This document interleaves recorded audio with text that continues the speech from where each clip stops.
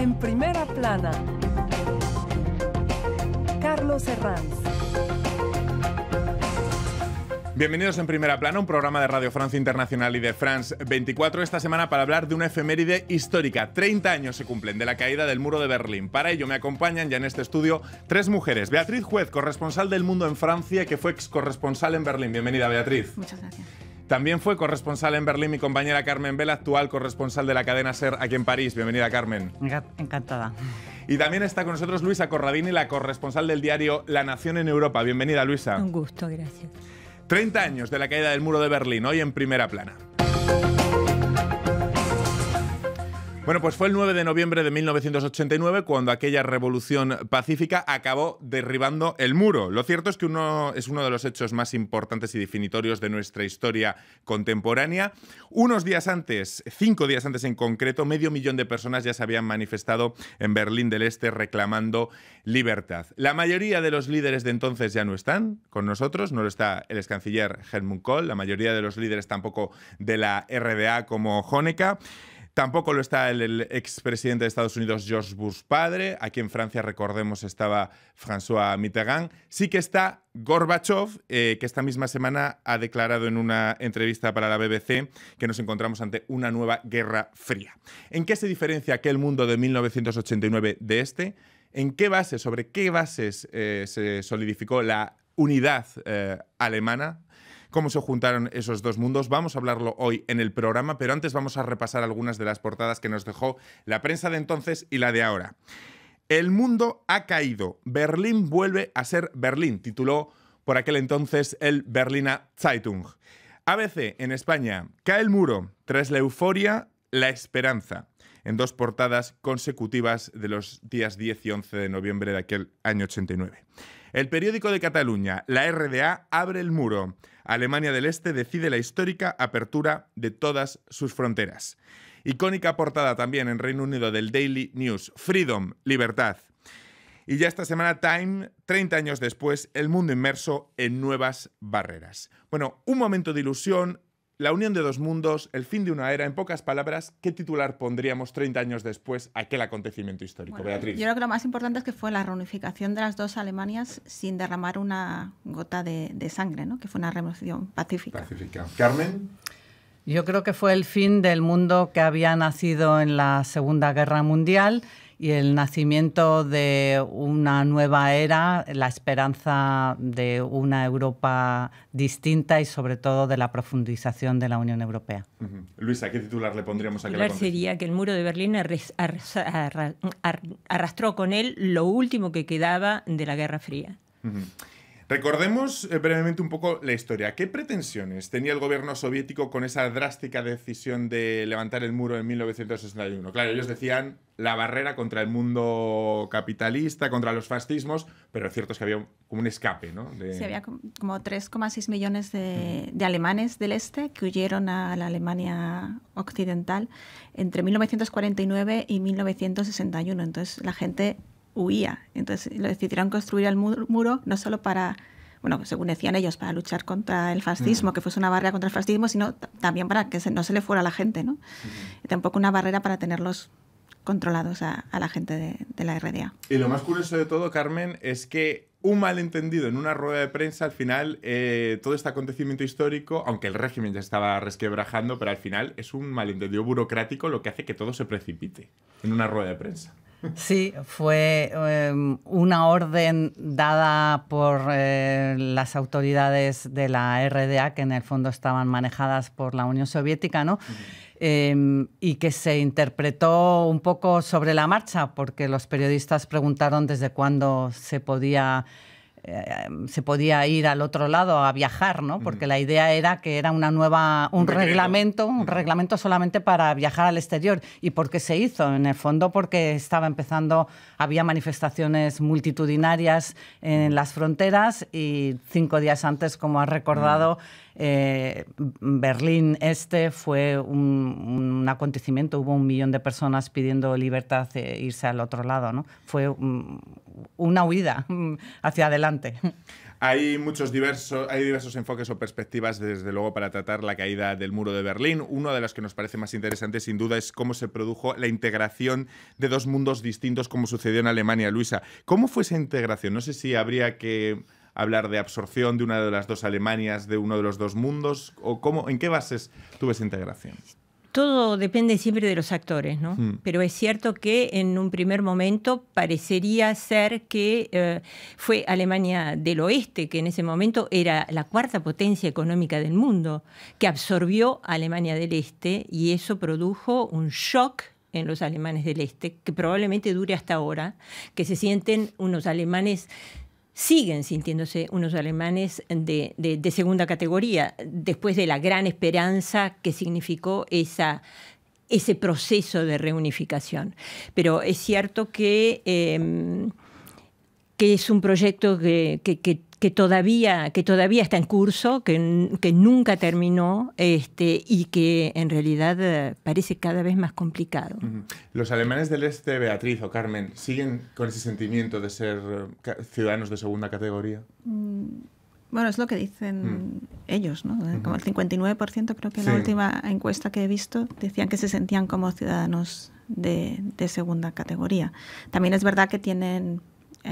o sea, hay más desempleo, y su poder adquisitivo es menor.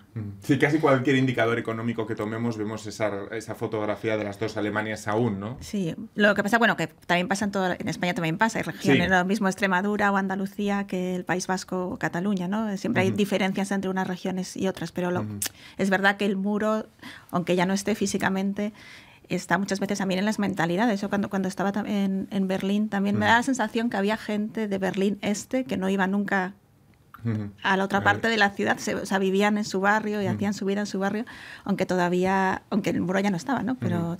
Carmen, ¿por qué se optó por una integración tan rápida, el ex canciller Helmut Kohl, y no por algo más escalonado, que convergiese a lo largo del tiempo y que...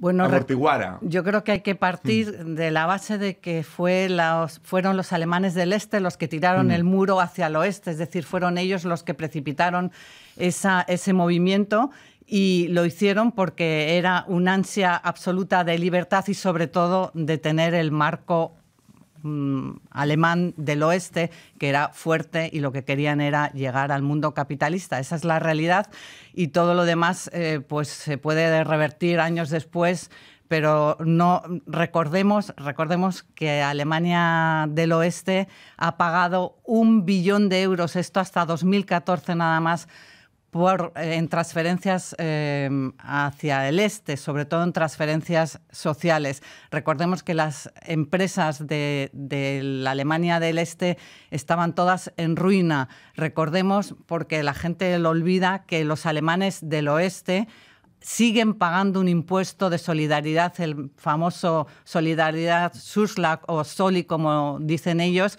que es el 0,5% el 5,5% del impuesto sobre la renta o de sociedades, o de los dos, que paga cada alemán del oeste por el este. Todavía es un esfuerzo de solidaridad que a veces se olvida. O sea que cuando hablamos de anexión creo que es totalmente injusto. Fue la precipitación, la gente se iba, los hospitales se quedaban sin enfermeras, sin médicos, las empresas se quedaban sin ingenieros. Yo creo que a nadie en el oeste le hubiera interesado esa precipitación, pero se acababa, se caía. Hubiera sido todavía más dramático si no hubiera ocurrido así. Luisa. Yo quiero recordar una frase que pronunció Kohl en una de sus últimas entrevistas con Gorbachev. Le dijo: yo sé perfectamente que la reunificación es difícil, pero ese proceso es como nuestro río Rin. El agua no deja nunca de correr y es absolutamente inevitable. Esa fue la reunión en la que incluso Kohl le propuso dinero, le propuso comprar la reunificación a Gorbachev, y Gorbachev hizo un silencio de prácticamente 1 minuto, dicen los testigos que estuvieron en esa reunión, y al término de ese minuto lo miró a Kohl y le dijo: ¿cuánto? Una cosa que nos llama mucho la atención siempre a la hora de tratar este tipo de temas es descubrir cómo era la vida en la Alemania del Este. El mismo régimen que perseguía las disidencias políticas, que espiaba a los ciudadanos, también permitía ciertas libertades o alentaba, por ejemplo, al nudismo o tenía una sexualidad bastante relajada, ¿no? Imágenes que contrastan mucho. ¿Cómo era la vida en aquella Alemania, Bea? Bueno, a mí lo que me llama la atención es que casi todas las mujeres, como el 90% creo de las mujeres, trabajaban, ¿no? Sí. Que cosa que en También Alemania... necesitaban mano de obra, ¿eh? Sí, no, también, pero también porque había como más igualdad entre hombre y mujer Sí. que había a lo mejor en Alemania del oeste. Y luego, no, bueno... entonces, Luego permitía Trabajaban y les obligaban a dejar a los niños recién nacidos Sí, en sí. las guarderías con todo el dolor a veces Sí, de sí. las madres, ¿no? Porque a veces iban a trabajar a sitios terribles y dejaban a sus niños y hubieran preferido seguramente estar unos días más con ellos. Hay que decir las sí, dos también cosas, las ¿no? dos, sí, sí. Y luego, bueno, pues no olvidemos la sexualidad. Tú has dicho la sexualidad El culto al cuerpo, digamos. entre hombres y mujeres, porque la homosexualidad estaba muy condenada y muy perseguida. Y bueno, dependía mucho de lo que pensaban, de lo que querían un poco los directores y de las fábricas y tal. Les dejaban cierta libertad, pero era todo muy arbitrario, ¿no?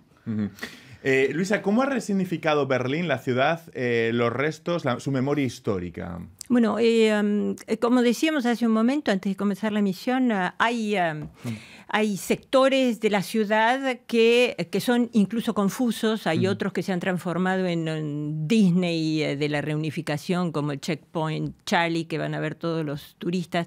Pero lo que es fundamental en este caso es que Alemania ha hecho un esfuerzo gigantesco de preservación de la memoria. Berlín es la tercera o cuarta, probablemente me equivoque, más visitada de los turistas, ha renacido de una ciudad absolutamente gris y sin interés, se ha convertido en una ciudad luminosa, llena de energía, con edificios nuevos, con mucha gente joven.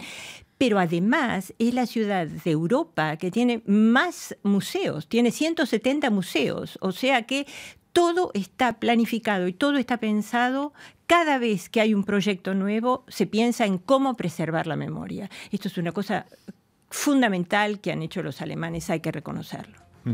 Vamos a despedir en este momento a los telespectadores de France 24. Unos instantes nosotros continuamos aquí hablando de esta efeméride histórica que se cumple los 30 años de la caída del muro de Berlín. Volvemos enseguida.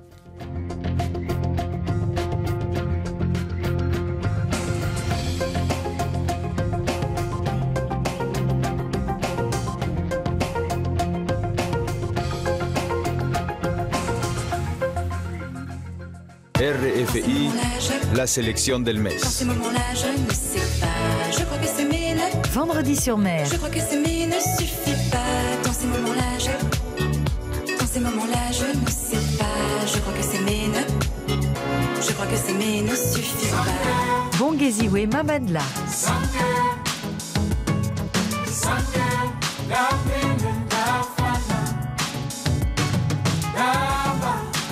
RFI.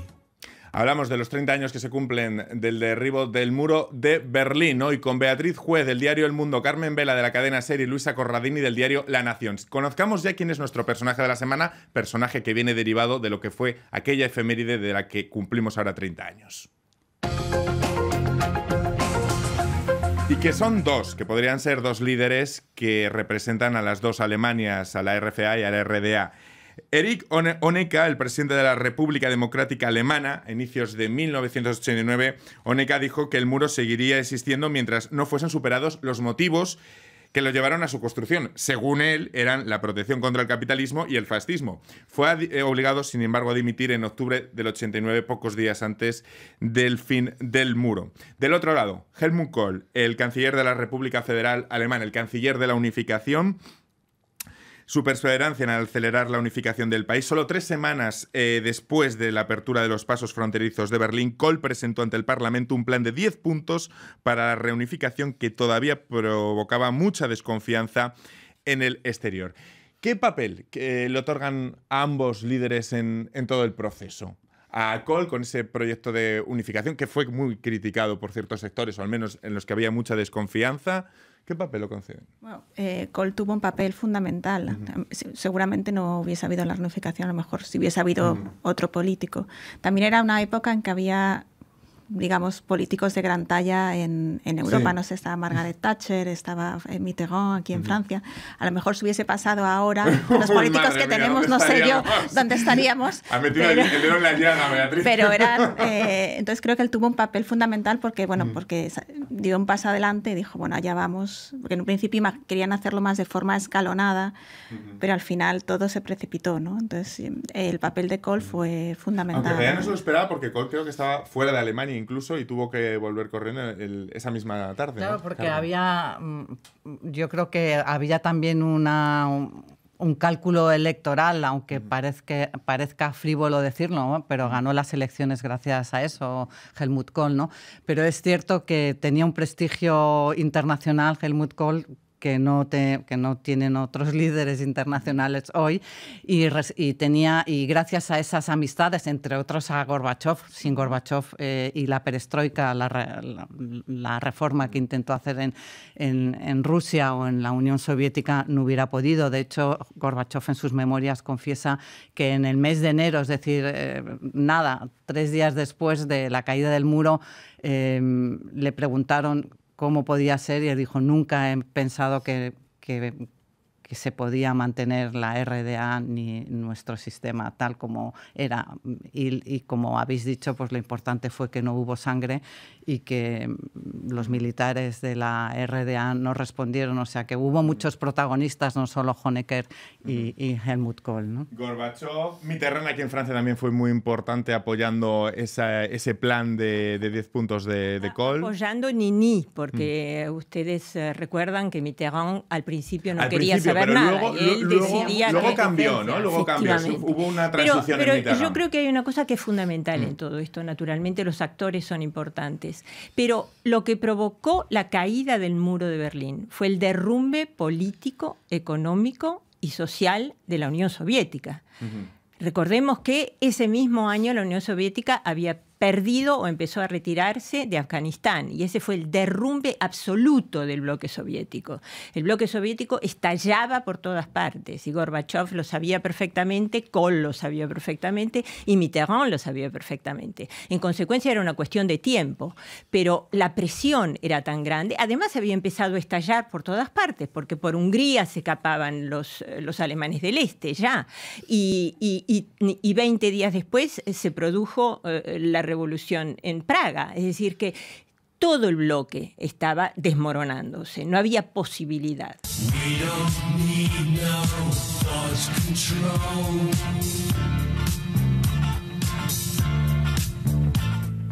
Bueno, pues hablando de líderes de aquel momento, Gorbachov decía esta semana en una entrevista en la BBC que no es nada optimista con su visión del mundo 30 años después.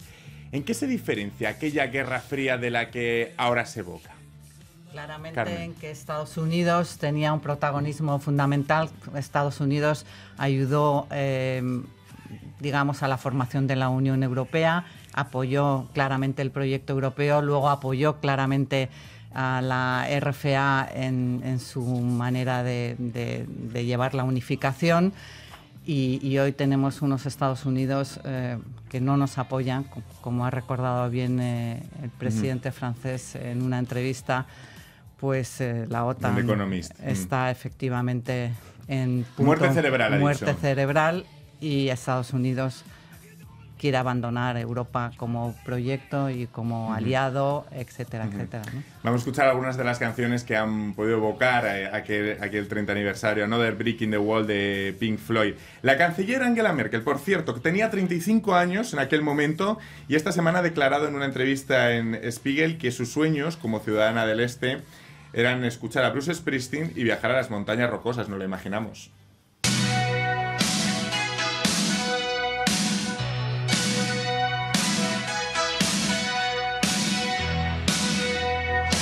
Bueno, Merkel ha lamentado en esa entrevista que el reconocimiento al papel del pueblo germano oriental en la caída del muro de Berlín, que ha sido demasiado discreto ese reconocimiento. ¿Coinciden con ella, Luisa? Probablemente, probablemente pero es cierto que los pueblos oprimidos son los principales motores de la liberación, de la caída de los muros. Hay otra lectura también. Hace poco estaba mirando cifras mientras preparaba la emisión y había 91.000 agentes oficiales del Stasi en Alemania del Este. Alemania del Este era un país de 16 millones y medio de personas. Y había 196.000 colaboradores del Stasi. Es decir, más de 10% de la población colaboraba con la siniestra policía política del régimen. ¿Cómo es posible que gente que vivía desesperada por la libertad haya llegado a ese punto de colaboración? Naturalmente, la respuesta no está en los alemanes del Este, la respuesta está probablemente en la naturaleza humana, pero es cierto que... y en la represión. Exactamente, hubo un núcleo en Alemania del Este que necesitaba, que había decidido que había que derribar ese muro. Pero vuelvo a repetir, eso sucedía en todo el universo comunista, detrás de la cortina. Un cuarto de la población de la RDA estaba vigilada por la Stasi, o se vigilaban entre ellos mismos, y 2 millones en la RFA. Es decir, es una barbaridad, ¿eh? Creo que Carmen sí que ha leído también la entrevista de Merkel en Der Spiegel, ¿no? En la que hace mención a esa falta de reconocimiento a veces en... Sí, aunque yo iba a decir que por las dos partes, como he dicho antes, me parece que también la RDA y mucha gente no se da cuenta de que la solidaridad del oeste fue enorme y sigue siendo enorme, puesto que siguen pagando mucho dinero para un Estado que, bueno, que no tuvieron ellos tampoco la culpa de que se dividiera y que se destrozara, ¿no? O que se hundiera a sí mismo, ¿no? Por otro lado, es verdad que es increíble que 30 años después, como dice la señora Merkel, no haya en las universidades gente de talla que proceda de la RDA y que en el gobierno solo haya 2 ministros y ella misma, ¿no?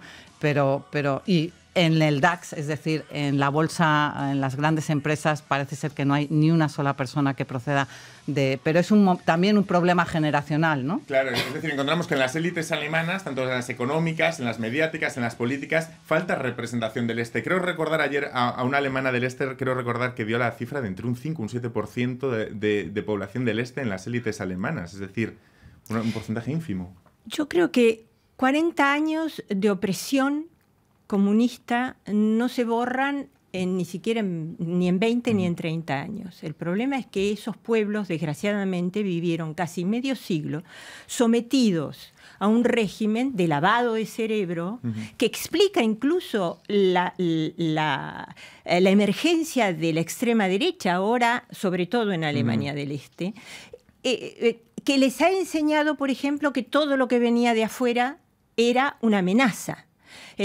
Todo lo que ellos no conocían era una amenaza. El proceso de integración es terriblemente difícil. Y es cierto que las encuestas en los últimos 10 años demuestran que, a pesar de que los alemanes del Este consideran que la reunificación fue exitosa, hay muchos alemanes del Oeste que no lo viven de esa manera. Vamos a ver cómo Berlín conmemora este 30 aniversario en nuestra contraportada.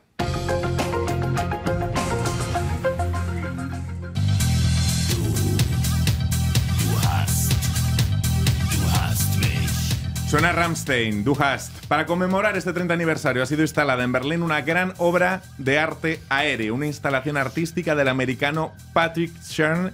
30.000 berlineses han escrito sus recuerdos, sus reflexiones sobre la caída del muro en papeles de colores, y con todos esos papelitos se ha elaborado esa inmensa vela de color que se ha desplegado en la avenida 17 de junio, justo a los pies de la Puerta de Brandenburgo. No se vea qué reflexión hubiera escrito usted si hubiera tenido la posibilidad de escribir uno de los papeles de esa instalación que hay a los pies de la Puerta de Brandenburgo. Bueno, yo lo viví, como mucha gente viéndolo en la tele, y no hubiese escrito seguramente libertad. Qué emoción. Carmen. Pues yo lo viví estando, ¿quieres decir la caída del muro? Sí, ¿qué reflexión hubiera escrito usted si hubiera podido escribir uno de los 30.000 mensajes que hay estos días a la Puerta de Brandenburgo? ¿Qué hubiera escrito usted en ese papel? Esperanza. Esperanza. Los Luisa. muros siempre terminan por caer. Ustedes conocen muy bien la ciudad. Le preguntaba antes a Luisa cómo ha resignificado Berlín esos lugares. También me gustaría, vosotras dos habéis vivido allí. Carmen, ¿cómo crees que ha resignificado Berlín esos lugares, los lugares del muro? Pues yo creo que de una manera muy digna y ahí sí que muy fraternal, porque yo creo que han contribuido las dos partes de manera muy significativa y además creo que tanto los berlineses, bueno, más, por supuesto, mucho más los alemanes del oeste van a ver esos lugares que son de la memoria, como nos ha recordado nuestra compañera, ¿no? Y que están efectivamente en sitios preciosos como, bueno, preciosos no, que son muy dolorosos, como la frontera en la Bernauer Straße, donde hay una reproducción de lo que fue el muro con todas las instalaciones y luminosas para perseguir a los posibles disidentes, ¿no? Me queda un minuto, pero no me quería ir sin que hicierais algunas recomendaciones para nuestros espectadores y oyentes sobre películas, recomendaciones culturales que estos días puedan ver sobre esta efeméride. Bea. Bueno, yo recomendaría una comedia, 1, 2, 3 de Billy Wilder, que pasa justo al inicio de la construcción del muro. Carmen. Yo les recomendaría una película que se llama Bárbara y otra que se llama Un minuto de silencio en una clase. Luisa. Yo creo que hay tanta literatura que realmente les recomendaría, sobre todo leer algunos libros de historia que son excelentes, porque las nuevas generaciones, como decías al principio de la emisión, se olvidan rápidamente. Y ya, si esos libros los leen nuestros políticos actuales, mejor que mejor, ¿eh? Bueno, muchísimas gracias a las tres. Ha sido un placer compartir este programa, este aniversario de los 30 años que se cumplen de la caída del muro. A todos ustedes, hasta la próxima semana aquí en Primera Plana. Gracias.